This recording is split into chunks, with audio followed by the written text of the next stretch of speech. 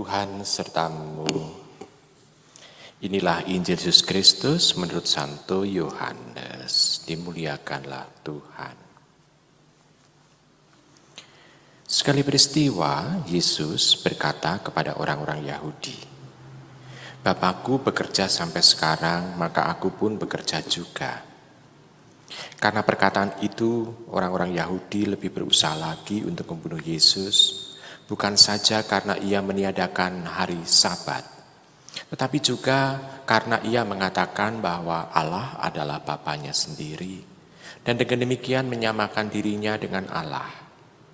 Maka Yesus menjawab mereka, "Aku berkata kepadamu, sesungguhnya anak tidak dapat mengerjakan sesuatu dari dirinya sendiri jika ia tidak melihat Bapa mengerjakannya. Sebab apa yang dikerjakan Bapa, itu juga dikerjakan anak. Sebab Bapa mengasihi anak, dan ia menunjukkan kepadanya segala sesuatu yang dikerjakannya sendiri, bahkan ia akan menunjukkan kepadanya pekerjaan yang lebih besar lagi daripada pekerjaan-pekerjaan itu. Sehingga kamu menjadi heran. Sebab sama seperti Bapa membangkitkan orang-orang mati dan menghidupkannya, demikian juga anak menghidupkan siapa saja yang dikehendakinya.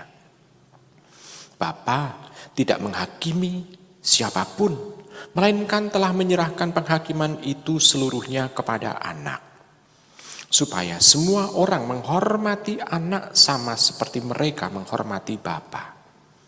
Barang siapa tidak menghormati anak, ia juga tidak menghormati Bapa yang mengutus dia.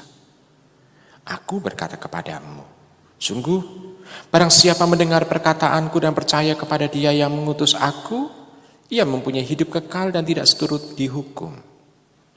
Sebab ia sudah pindah dari alam maut ke dalam hidup.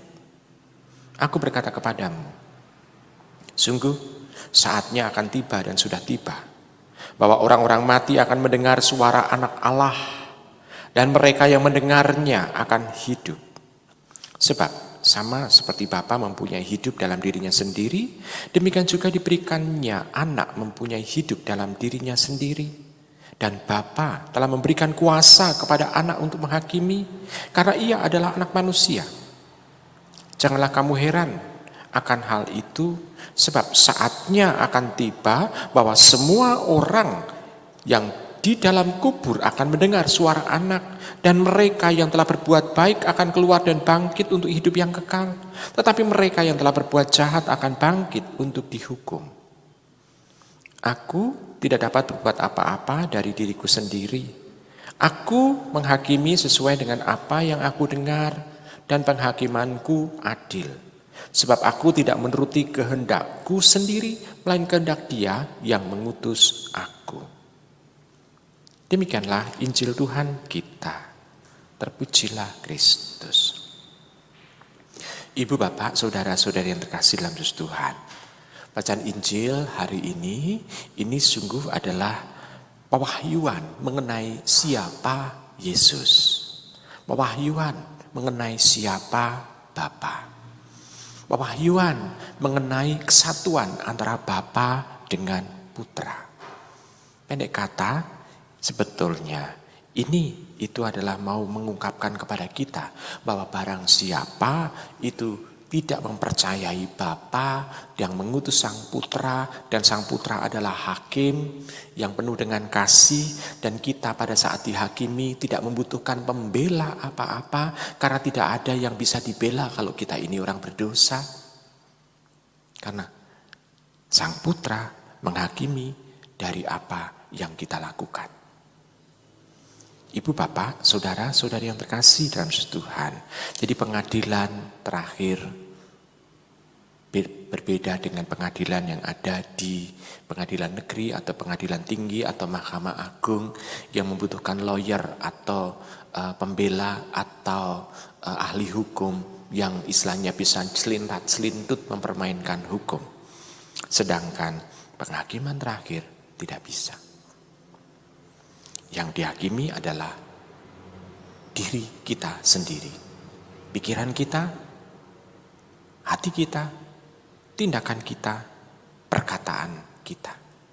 Nah, selama ini kalau kita harus melihat, merunut dalam hidup kita, apa yang sudah kita lakukan? Dengan mudah kita bisa membuat dalih di hadapan orang, tapi di hadapan Tuhan tidak bisa. Dengan mudah kita bisa main drama atau sinetron di depan orang, tetapi di depan Tuhan kita hanya bisa mengatakan ya. Ibu, bapak, saudara, saudari yang terkasih dalam Yesus Tuhan.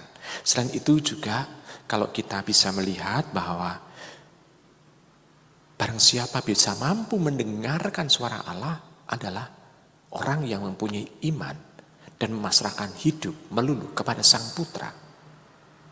Dan kita sudah mempunyai iman akan hal itu. Hanya sekarang, apakah kita sudah membiasakan untuk mendengar suara Sang Putra itu?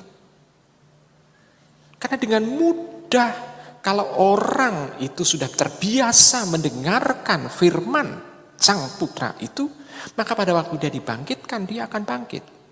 Tetapi kalau dia terbiasa hanya mendengarkan suara diri sendiri, yakni ya hanya mencari kesenangan pribadi semata, akan sulit untuk membedakan. Dan juga tidak akan bisa bangkit karena tidak mengenal secara persis. Walaupun mulut sudah mengatakan bahwa aku beriman kepadanya. Tetapi kalau telinga ini tidak pernah dibiasakan untuk mendengarkan suaranya, akan sulit.